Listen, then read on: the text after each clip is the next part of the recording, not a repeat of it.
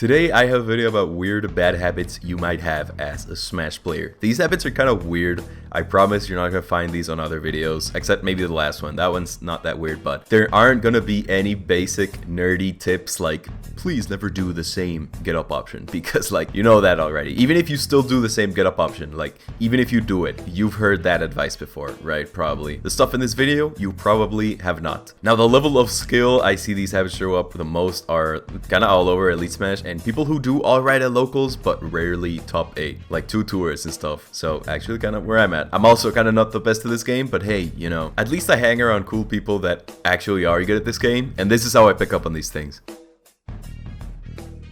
Alright, so the first one I learned straight from a local top player, and it's crazy. I know the name kind of suggests that it is, but this isn't exclusive to swordies, alright? But apparently the habit is that lots of people, including myself sometimes, but not anymore since I learned what this was, always do an aerial when they drop down from a platform. Whether that's through just autopilot, like just your brain just chooses to do it without you thinking about it, or you're trying to punish someone that just whiffed a move right under you. Like, doing this isn't exactly a bad option, and a lot of the time you probably won't get punished for it. If you're doing like a runoff aerial, like a runoff back air, that's not gonna get punished probably, but drop down aerials, that takes a while, you know? People can pretty much always shield in time as you do your drop down aerial. I can vouch for this personally because Joker's forward air, the one that sets up for cool up smash stuff, dropping down from a platform sets you up perfectly for it, so I'm always fishing for it, and it almost never comes out in time. Like, don't get me wrong, Joker's forward air is really fast, and if you do a runoff forward air, then yeah, it'll come out really quickly. But if you do a drop down forward air, the animation of you dropping down from a platform, that's gonna take a while, and it's gonna make sure that your opponent easily has time to shield it and punish you for it. And if you're ever fighting someone who's better than you and you want to go for the upset and win, they're gonna notice you're always doing your drop down aerials whenever they miss a move, or run off aerials to cover yourself, and they're gonna punish you for it. Not all the time though, especially if you are playing a swordie. Like, these moves are very big, very few people are gonna punish a Lucina run off back air here, but the drop down aerials, I feel like a lot of people think they're a lot faster than they actually are, and if you're down on the ground and you whiff a move, you can pretty much always shield in time before the aerial hits. My theory is that the main reason people do this so much is because of desperation, because when you're neutral looking for an opening, people are a lot more careful here and the game is even. But when you're up in a platform and someone's below you, like, that's not a fun spot to be in. And when you see someone whiff a move right under you, that need to get the upper hand again is going to take over, and you might want to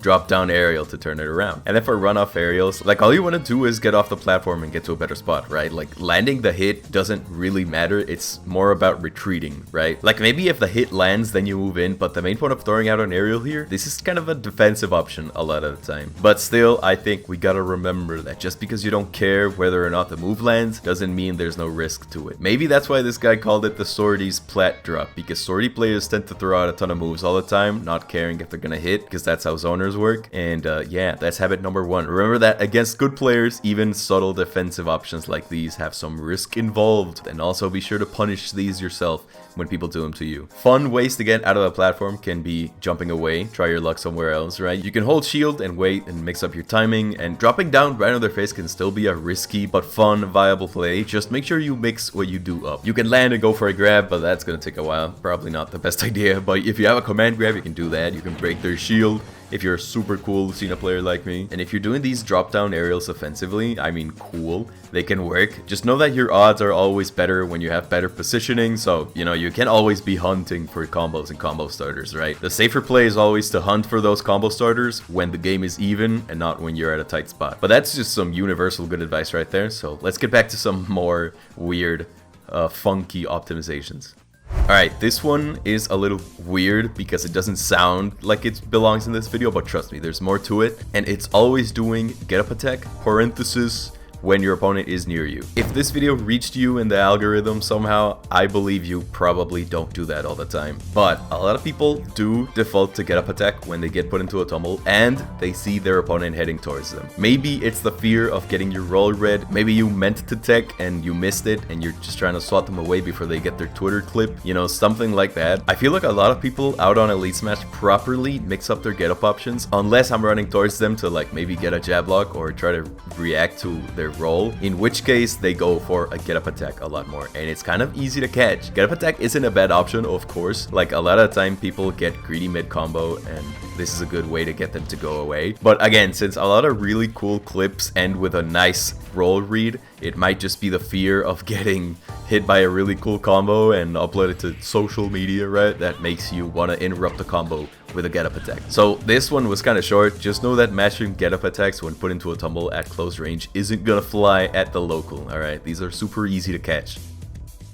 Alright, this is another fun one. So I actually really like this because this one is super easy to fix and it'll help you deal with projectiles and camping a lot better. That habit is not knowing that most projectiles just lose to short hops. It kind of took me an embarrassingly long time to learn this, but like, yeah, a lot of projectiles just lose to that. You know how most projectiles have at least a little bit of lag, like even faster ones like Joker's Aha or Fox Laser? Have you realized that they're punishable up close? Well, as someone who plays Joker and Bracket a lot, you don't really want to use these moves super close to your opponent because you can get punished for these, right? Now, of course, projectiles are still an amazing thing for a character to have, but it's pretty much always safer to use them in the mid or long range, because if you use it up close and it misses, then you are left pretty open, which is where this little piece of advice comes in. So if you're someone who struggles against projectiles, whether that's because of the character you play or for whatever other reason, I think it would help you a lot to try to short hop over the projectile as it comes out and punish them. I can't speak for every character, but the vast majority of characters in this game have a short hop that goes over these barely. Like, a lot of projectiles, you can just short hop over them. This is a lot better than full hopping because doing that gives your opponent a longer time to react, and you're pretty much locked into using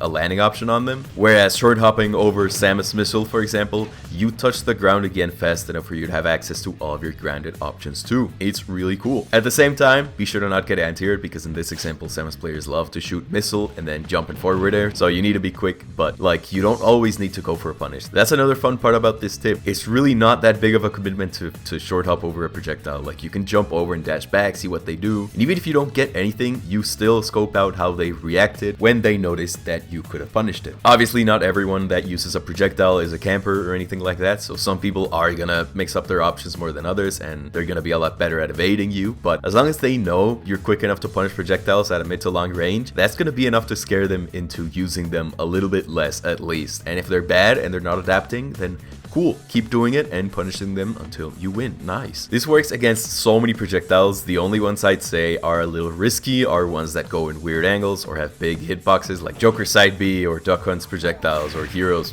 big thing. Like, I'd be a little careful with those, but the vast majority of them, like the ones that just go in a straight line, you will definitely have an easier time dealing with those. Just make sure you be patient with yourself, go into training mode, and, you know, have Samus shoot charge shot at you. And speaking of training mode, alright, the final bad habit you might have is not seeing the impact that training mode can have, alright? As someone who recently decided to become good at Smash Bros, going into training mode and practicing certain things for like 20 minutes a day, this has boosted my skill up so much in an insanely short amount of time. For example, I know some really good Joker players personally from local tournaments and stuff, and I love when they do up throw under a platform and then drag them down with up air and go for another grab. This looks so cool, and it gives you better damage and positioning, especially because Joker's throws do like 10% for some reason, and I wanted to get it consistently, so I got into training mode, and after a couple days I was just getting these on real games without even trying, without even like fishing for them. I was just doing them. This is kind of a specific combo, but if you've noticed things you gotta work on, like reaction times, ledge trapping, stuff like that, just do it for like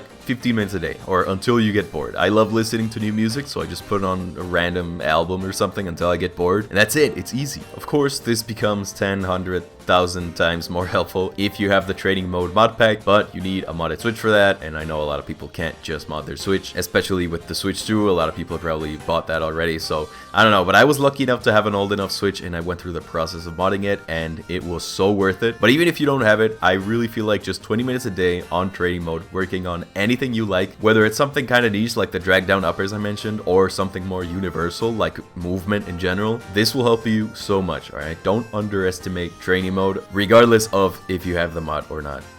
And yeah, that's it. I hope these 4 habits helped you out. That last one, I mean, you've probably heard it before, but either way, I hope this stuff is new to you. This game is like 1,000 years old at this point, and there are countless videos about like beginner bad habits and all that. And I wanted to make sure my video on it had some new info, right? If you have any ideas for a future video on weird, subtle, or underrated optimizations like this one, please be sure to let me know your ideas in the comments. Maybe I could make a part 2 to this. That would be fun. And cool. I'll see you later. Bye.